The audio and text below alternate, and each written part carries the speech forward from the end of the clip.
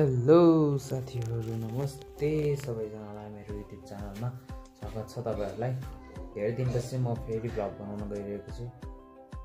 सबैले हेर्दिनु होला, like, comment and subscribe गरेर चाहिँ सहयोग गर्न नबिर्सिनु होला है साथीहरु। म चाहिँ धेरै दिन भयो भ्लग नबनाएको, अब चाहिँ अलिअलि गरेर थोरै बनाउने कोसिस गर्दैछु। किनभने पहिला चाहिँ अब धेरै यो सुरुमा भ्लग बनाउने भूत चढिसकेपछि सुरु चाहिँ एकदमै जोस जाँगर लाग्ने कि त्यतिखेर चाहिँ धेरै बनाउने गर्थ्यौँ हामीले। अहिले चाहिँ अब जब यो जोस हराएपछि चाहिँ त कहाँको भ्लग के को भ्लग हो र यो जस्तो लाग्यो कि अहिले चाहिँ अब लगभग मैले 6-7 महिना भयो भिडियो पनि एउटा पनि अपलोड गरेको थिइनँ हौ साथीहरु। यस्तो नि हुन्छ भ्लग, यस्तो नि हुन्छ भनेर होला मलाई मान्छेहरूले हैन भनन, किन नभनोस् हैन। नराम्रोसँग बनाउनु मतलब बेलामा चाहिँ अब अलिअलि मोटिभेसन आएर हैन भ्लग बनाइदिनु न त भनेर यहाँ लागि पर्थ्यो हैन। तर आजभोलि चाहिँ के हो यो डिसिप्लिन भर्सेस मोटिभेसन भने जस्तै कि मोटिभेसन भयो भने चाहिँ एकैछिनमा हो जस्तो लाग्ने, गरौँ जस्तो लाग्छ नि त मोटिभेसनले चाहिँ। तर डिसिप्लिनले चाहिँ अनुशासनमा बसेर त्यही एउटै त्यो कामलाई निरन्तर दियो भने चाहिँ एक न एक दिन अवश्य सक्सेस हुन्छ भने जस्तै। तर म चाहिँ कुन पार्टमा लागेछु भने मोटिभेसनमा लागेछु कि साथीहरु हैन। अब यो मोटिभेसनलाई चाहिँ बिस्तारै म डिसिप्लिनमा चाहिँ गर्ने कोसिस गर्दैछु। म चाहिँ अब के गर्छु भने अब हजुरहरूलाई के देखाउन चाहन्छु भने मेरो भिडियोमा चाहिँ यस्तो खासै नयाँ त हुँदैन हैन। अब मेरो चाहिँ अब दैनिक त म अपलोड गर्न सक्दिनँ होला, तर मेरो चाहिँ के कस्तो भइरहेको हुन्छ लाइफमा हैन। काठमाडौँमा बसेर चाहिँ के कसरी सर्भाइभ गर्न सकिन्छ, काठमाडौँमा बस्न कति गाह्रो छ भनेर चाहिँ म चाहिँ अब भिडियोहरू चाहिँ लामो छोटो अब अलिअलि भिडियो चाहिँ बनाउने कोसिस गर्दैछु। म पनि धेरै त भएको छैन काठमाडौँ बसेको, लगभग 3 महिना भयो भनौँ। म चाहिँ खासमा काठमाडौँमा चाहिँ केयर गिभर ट्रेनिङ दिन आएको साथीहरू।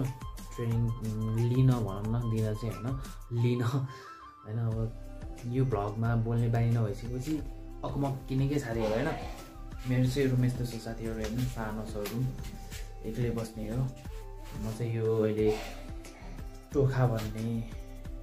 टोखाको भत्केको पुल भन्ने ठाउँमा छु कि साथीहरू हैन। यहाँ चाहिँ फेरि धेरै फ्यामिलीहरू मात्रै। आमा के साह्रो यो काठमाडौँमा रुम पाउनु पनि कति गाह्रो हो। सिङ्गल मान्छेहरूलाई रुमै दिँदैन कि यहाँतिर काठमाडौँमा चाहिँ होइन। अब हेर्नु न, अब रुम खोज्न गयो फ्यामिली छ भनेर खोज्छ, बिहे गरेको छ भनेर खोज्छ, को छ भन्छ, कतिजना बस्ने भन्छ, एक्लै बस्ने भनेपछि रुमै नदिने कि साथीहरू होइन। बल्ल म पनि यतातिर धन्न एउटा रुम पाएँ है, सिङ्गल रुम जे पनि बस्नलाई चाहिँ ट्याक्क मिल्ने खालको एउटा सानो रुम पाएको छु। 1 महिनासम्म त म अब साथीहरूको रुम एक महिना होइन 1-2 महिना धेरै नै बस्यो होला हौ साथीको रुममा, रुम नपाएर है। अनि त्यो गरेर चाहिँ अहिले चाहिँ आफ्नै बसेको छु, एक्लै हो। देख्न सक्नुहुन्छ हजुरहरूले मेरो रुम यस्तो छ, सानो छ, सबै काचक्कुचुक्क परेर बसेको छु। मेरो खाना पकाउने ठाउँहरू सबै यो एकै ठाउँमा हो साथीहरू होइन।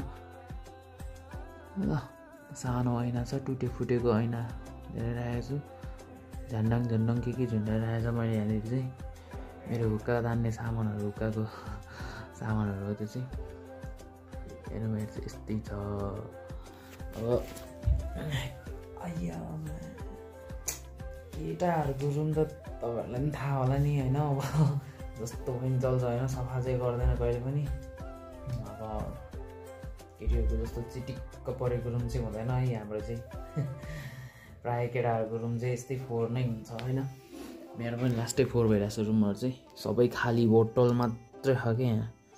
पानी नि भर्न अल्छी लाग्ने, झ्याउ लाग्ने होइन। यस्तै छ है साथीहरू मेरो रुम चाहिँ।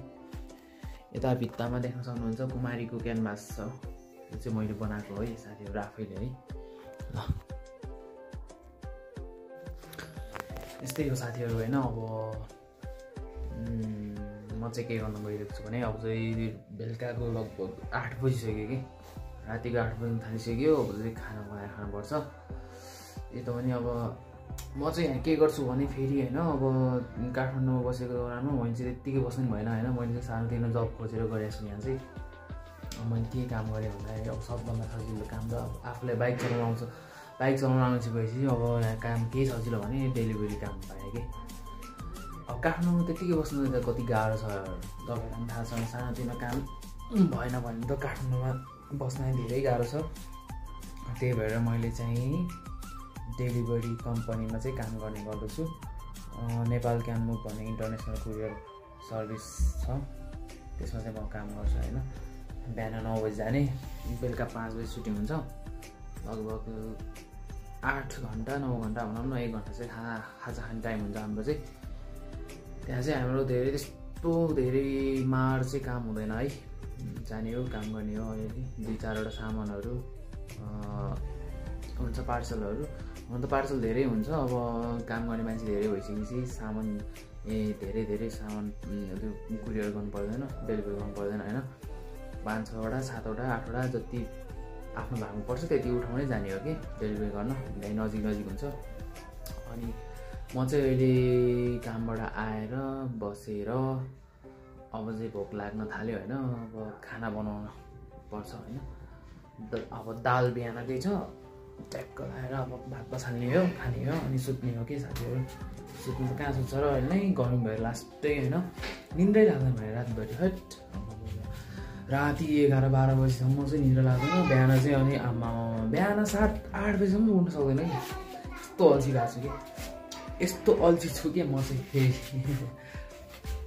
ल अब चाहिँ म चाहिँ खाना बनाउन गइरहेको छु साथीहरू तपाईँले पनि बनाएर खानु होला साथीहरू मैले चाहिँ खाना बसालिसकेँ है यहाँनिर सानो ग्यास बनाएर राखेको छु यहाँनिर मेरो चाहिँ यो चुलोहरू पनि लास्टै फोहोर हुन थालेछ अब भोलि बिहान सफा गर्नुपर्छ अहिले राति भइसक्यो झ्याउ लाग्छ होइन भोलि बिहान अलिक चाँडै उठेर सफा गर्नु पर्ला यसमा चाहिँ बिहानको दाल छ कि थोरै एक्लैलाई पुगिहाल्छ एक्लै भएपछि त होइन जे खाए नि भयो कि खाना बनाएर खाए नि भयो यसो चाउचाउ बिस्कुट लिएर खाए नि भयो होइन एक्लै हुँदा चाहिँ यो खानेकुराहरूमा चाहिँ केही प्रब्लम हुँदैन है साथीहरू कहिलेकाहीँ नखाए नि भयो आफ्नो मुड अनुसार हुनुपर्छ होइन अब त्यही त हो नि तपाईँहरूलाई पनि थाहा होला नि त काठमाडौँ बस्ने रुममा बस्ने साथीहरूलाई थाहा होला प्राय ल साथीहरू आजको लागि भिडियो यति नै तपाईँहरूले नि खाना बनाएर खानु होला सबैको राम्रो होस् होइन ल सबैजना पछि भेटौँला फेरि नयाँ भिडियो अपलोड गर्दै गरौँला तपाईँहरूले चाहिँ मलाई चाहिँ लाइक कमेन्ट एन्ड सब्सक्राइब गरेर चाहिँ सपोर्ट गरिदिनु होला है साथीहरू अबदेखि म डेली त नभनौँ अब हप्तामा 1-2 चाहिँ भिडियोहरू चाहिँ म अपलोड गर्ने कोसिस गर्दैछु सपोर्ट गरिदिनु होला भन्दै आजको चाहिँ भिडियो यति नै सघाउन चाहन्छु धन्यवाद बाई बाई